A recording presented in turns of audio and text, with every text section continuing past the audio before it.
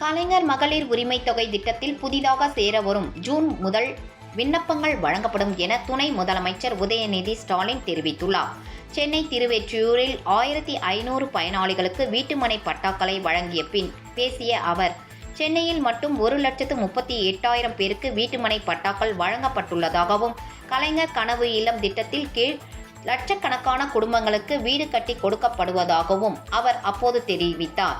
நுகர்பொருள் வாணிப கழகத்தினை கலைஞர் ஏற்படுத்தியதால் தான் தமிழ்நாட்டில் உணவு பஞ்சம் இல்லை என்றும், தமிழ்நாட்டின் வளர்ச்சிக்காக எண்ணற்ற திட்டங்கள் செயல்படுத்தப்படுவதாகவும் அவர் அப்போது கூறினார்.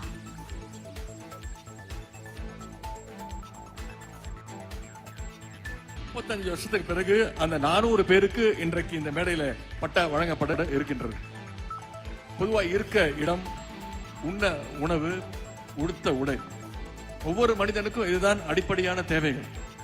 நம்முடைய திராவிட முன்னேற்ற கழகம் எப்பொழுதெல்லாம் ஆட்சிக்கு அமைகிறதோ அப்பொழுதெல்லாம் இந்த தேவைகளை நம்முடைய தலைவர்கள் பார்த்து நிறைவேற்றிக்கிட்டு இருக்காங்க.